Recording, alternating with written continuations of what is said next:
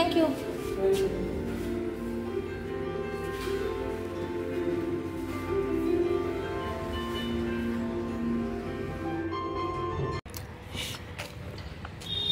হাত দিও না, এটা বট গাছ, বট আর অশ্বত্থ দুটো একসাথে আছে এখানে, এরা দুটো জড়িয়ে উঠছে, বট অশ্বত্থ। হ্যাঁ হ্যাঁ, এ কোথায় যাচ্ছে?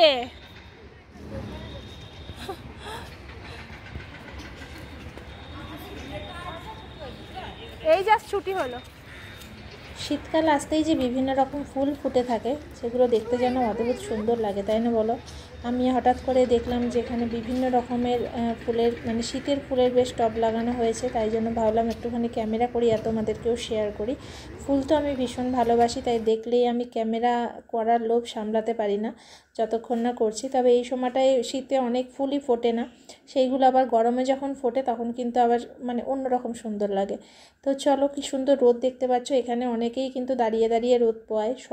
সব ফ্ল্যাটে তো, অনেক ফ্ল্যাটে তো সবসময় রোদ যায় না, তো তারা এসে তখন শীতকালে এসে দাঁড়িয়ে আর কি রোদ পোয়ায়।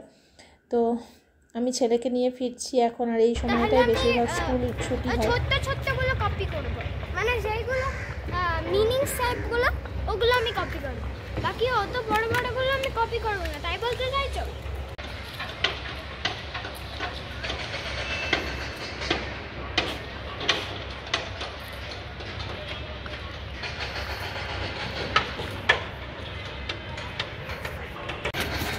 যতদিন না সঙ্গমের কনস্ট্রাকশনের কাজ কমপ্লিট হবে, আমাদের প্রয়াগের যারা অধিবাসী আমাদের জন্য কিন্তু এই ঝামেলা রয়েই গেছে। সারাদিন দেখো কত রকমের শব্দ শুনতে হয়। যদিও রাত্রে ঘরে জানলা দরজা বন্ধ থাকলে, ফ্যান চললে কিন্তু শব্দ অতটা আসে না। আর আমাদের ঘর থেকে এতটাও শব্দ আসে না, কিন্তু বাইরে মানে কমন জায়গায় হাঁটলে বা পোডিয়ামে হাঁটলে তখন কিন্তু শব্দটা বেশ ভালো রকম হয়। যেহেতু এখন একদম আমাদের ক্লোজের যে টাওয়ারগুলো হচ্ছে, তাই জন্য শব্দটা একটু বেশি মানে হতে থাকে। বুঝতেই পারছো এখন 10, 11, 12 এসবেরই কাজ চলছে, ফলে সারাদিনই বিভিন্ন রকম শব্দ পাওয়া যায়। এই শীতকাল বলে বেচারারা ওপর থেকে কাজ করে বেঁচে যাচ্ছে, এটা যদি গরমকাল হতো কতটা কষ্ট হতো। তো যাই হোক, স্কুল থেকে বাড়িতে এসে ছেলেকে ফ্রেশ করলাম, ফ্রেশ করে নিয়ে ছেলেকে খাওয়াতে বসিয়েছি। তো এই দেখো জোরজবস্তি করে টিভিটা মানে খুলতে দিইনি, বললাম আগে খেয়ে নে তারপর টিভি খুলবি, কারণ একদম খাওয়াতে মন দেয় না। আর ওর হাতে যদি ছেড়ে দিই, ও মানে ওইটুকু ভাত নিয়ে ঘন্টার পর ঘন্টা বসে থাকবে। আর যদি আমি খাইয়ে দিই তাহলে একেবারে তাড়াতাড়ি খেয়ে নেবে, তখন আর কোনো ঝামেলাও পাকাবে না। তার জন্য বললাম আগে খেয়ে নে। আর খেতে বসে টিভি দেখলে কিন্তু মানে আমাদের ব্রেন কিন্তু মানে টিভির দিকেই কনসেন্ট্রেট করে, ফলে সেই খাওয়াটা কোনো উপকারে হয় না শরীরে, এমনিতেই তো রোগা।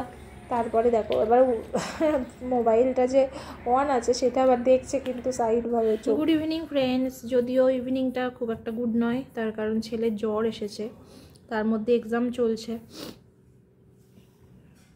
তো আমার উপরেও প্রচণ্ড প্রেশার পড়ে গেছে, পায়ে এত ব্যথা করছে কি বলবো, মানে হাঁটুতে এত ব্যথা কেন হয়েছে বুঝতে পারছি না, হাঁটুটা ফুলেও গেছে।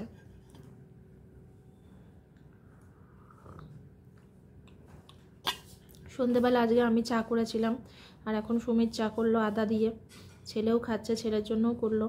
তেল মালিশ করে দিলাম বুকে পিঠে, প্যারাসিটামল লিকুইড যেটা থাকে ওদের বাচ্চাদের সেটা খেলো, তারপরে হোমিওপ্যাথি একটা ওষুধ দিলাম, তারপরে দিয়ে একটু শুয়েছিল। আমাদের এখানে তো কালকে স্পেলিং এক্সাম আছে, সেটার জন্য পড়তে গেল। আজকে 2টো পরীক্ষা ছিল, তার মধ্যে বাংলাটা খুবই ভালো দিয়েছে, আর কম্পিউটারটা ভালো দিত কিন্তু ধীরে সুস্থে বোধহয় লিখেছে, 6 নাম্বার ছেড়ে এসছে, 20 নাম্বারের মধ্যে 6 নাম্বার ছেড়ে এসছে।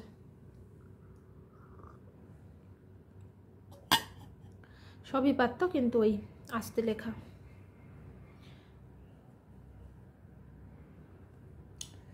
যাই হোক, এই শীতকালটা না আমার একদিকের জন্য ভালো লাগে যে বিভিন্ন রকম সবজি পাওয়া যায়, বিভিন্ন রকম জিনিস খাওয়া যায়, আর একটা দিকের জন্য খারাপ লাগে, সেটা হচ্ছে সন্ধ্যে থেকে পুরো ঘরবন্দি। বিশেষ করে আমার বলো বা যাদেরই বলো সর্দি কাশির একটু প্রবলেম আছে, ধাত আছে, আমরা পুরো মানে গৃহবন্দী জীবনযাপন করি আর কি। তো ভালো লাগে না এটাই আর কি।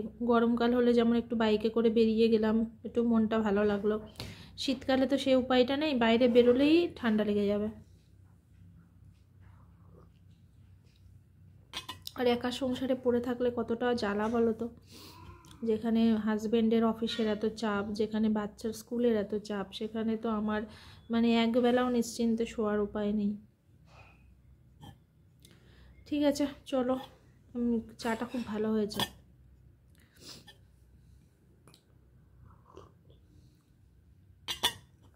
চলো পরে আসছি।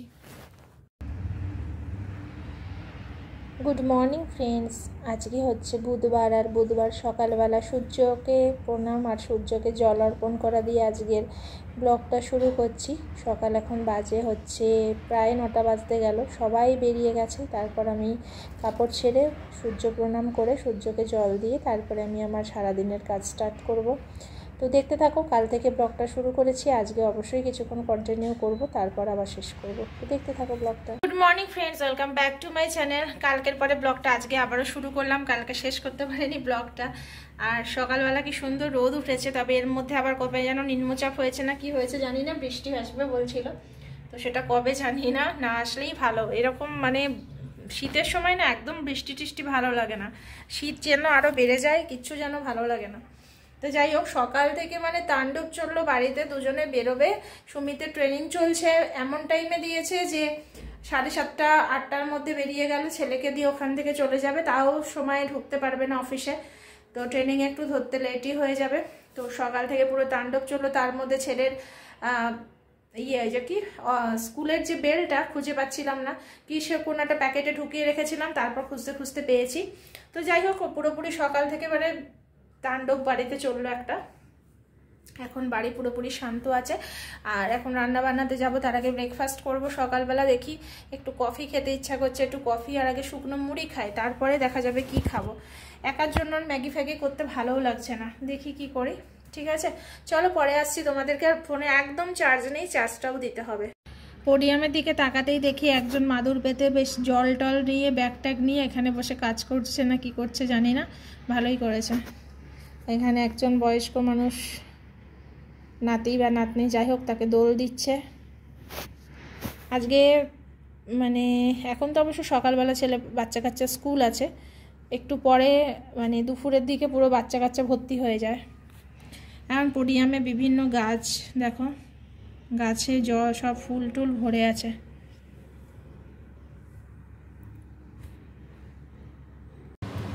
তো আজকে দুপুরে রান্না অনেক হালকা, এতদিন 4 দিন ধরে প্রচুর রান্না ছিল। আজকে যেহেতু হাজব্যান্ড অফিস গেছে, আজকে বলে গেছে ডিমের অমলেট করে ঝোল করতে, কারণ অনেক দিন ডিমের অমলেটের ঝোল খাওয়া হয়নি। তো সেই হিসাবে আজকে ডিমের অমলেটের ঝোল করছি, আর আলু সেদ্ধ ডাল সেদ্ধ, এই হচ্ছে রান্না আজকে দুপুরে। তাই আজকে রান্নাটা অনেকটা হালকা হয়ে গেছে।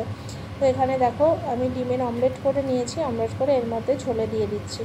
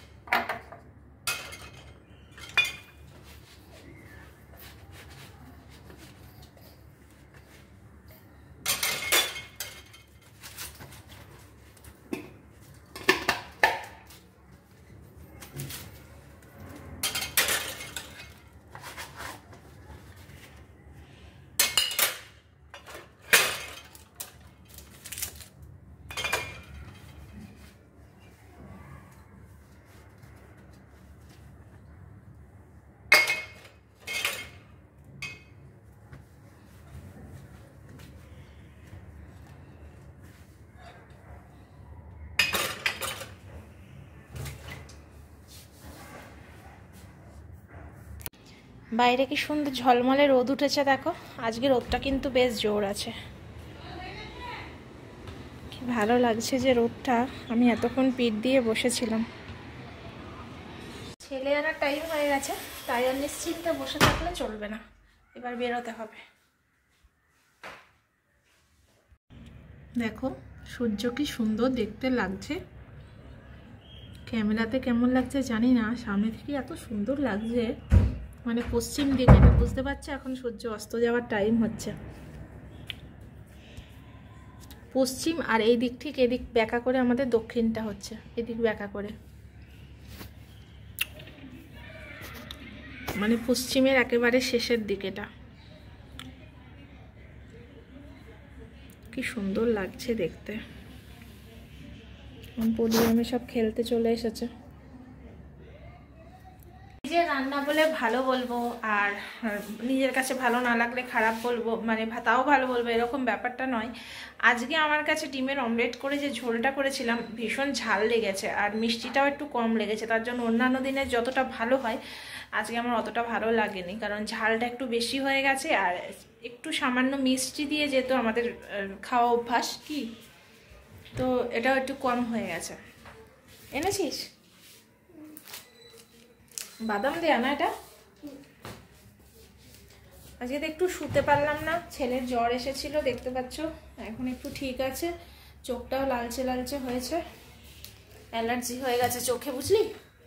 তবে টিভিটা এখন বন্ধ কর, আর দেখতে যাস না মা প্লিজ, আর বন্ধ না, দেখে না শোনা আমার। ঠিক আছে চলো এটা খেয়ে নি, আর এখন ব্লগটাও এখানে শেষ করি, কারণ ব্লগটা বোধহয় কাল থেকে আমি শুরু করেছি, ব্লগটা এখনো শেষও করা হয়নি, তার জন্য ব্লগটা শেষ করতে হবে। তো এই চকলেটটা খেয়ে একটু জল খেয়ে আমি শুয়েও থাকবো, ঠিক আছে? পরে আসছি, আজকের মতো টাটা, পরে নয় কালকে আসছি।